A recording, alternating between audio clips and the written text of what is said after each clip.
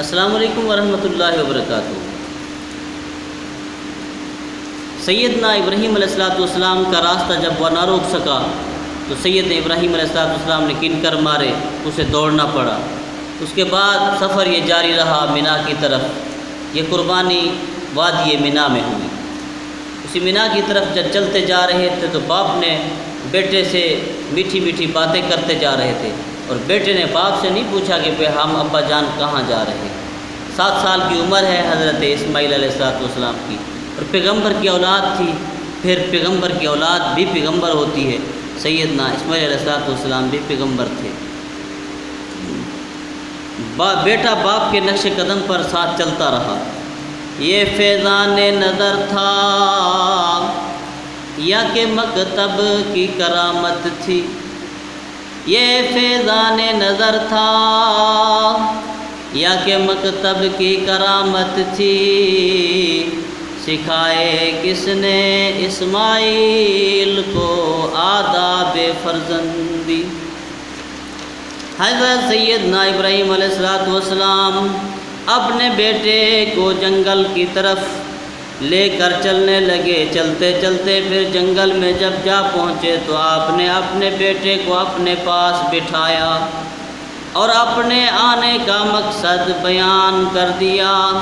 ہنسی حفیظ جلندری نقشہ کھینچتا ہے اور کہتا ہے بلندی سے صدا دی، آؤ اسماعیل ادھر آؤ، ادھر آؤ، خدائے پاک کا ارشاد سن جاؤ۔ بدر کی سن کر یہ آواز پسر دوڑا ہوا آیا، رکا ہرگز نہ اسماعیل، گو شیطان نے بہکایا۔ پدر بولا کہ بیٹا میں نے خرات خواب دیکھا ہے، کتاب زندگی کا ایک نرالا باپ دیکھا ہے۔ قرآن مجید میں اللہ نے فرمایا، حضرت اسماعیل علیہ السلام نے اپنے بیٹے کو صحرا میں بیٹے سے فرمایا، قال یا بنی انی ارا فی المنام انی اذبحک فانظر ماذا تری۔ فرمایا اے میرے بیٹے، میں نے خواب میں دیکھا کہ میں تجھے ذبح کرتا ہوں، اب بتا تیری کیا مرضی ہے۔ بیٹے نے جواب دیا، قال یا ابت افعل ما تؤمر ستجدنی ان شاء اللہ من الصابرین۔ اے ابا جان، آپ کو جس بات کا حکم ملا ہے آپ وہ کر لیجئے، انشاءاللہ آپ مجھے صبر کرنے والوں میں پائیں گے۔ بس یہی قربانی کی روح ہے۔ بیٹا قربان ہونے کو تیار، باپ قربان کرنے کو تیار، یہی قربانی کی اصل روح ہے، اسے ہی روح کہتے ہیں۔ بیٹے کے اندر بھی اتنا جذبہ قربان ہونے کا، اور باپ کے اندر بھی ایثار کا جذبہ قربانی دینے کا۔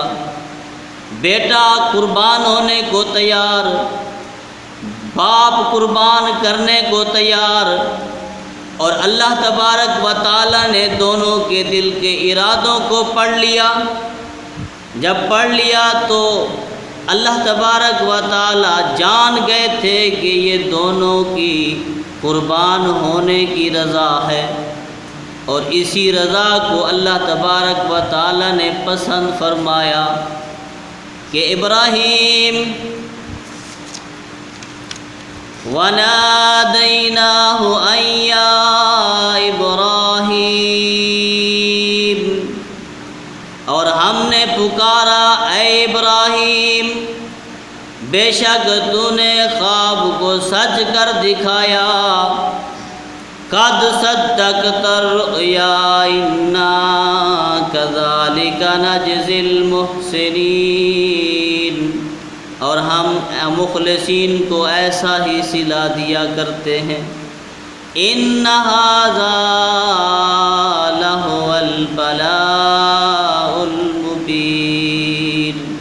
بے شک حقیقت میں یہ ایک بہت بڑا امتحان تھا۔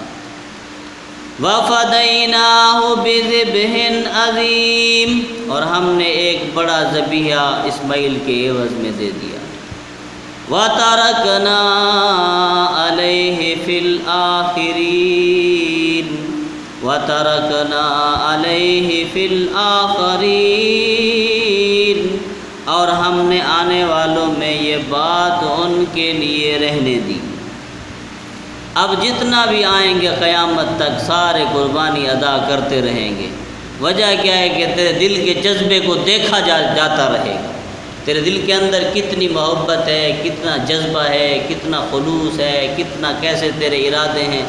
جب تو قربانی دے گا تیرے دل کی کیفیت کو اللہ پہچانے گا۔ دعا کریں اللہ تبارک و تعالی ہم سب کو قربانی کی توفیق عطا فرمائے اور ابراہیم جیسا ہمیں جذبہ ایثار عطا فرمائے۔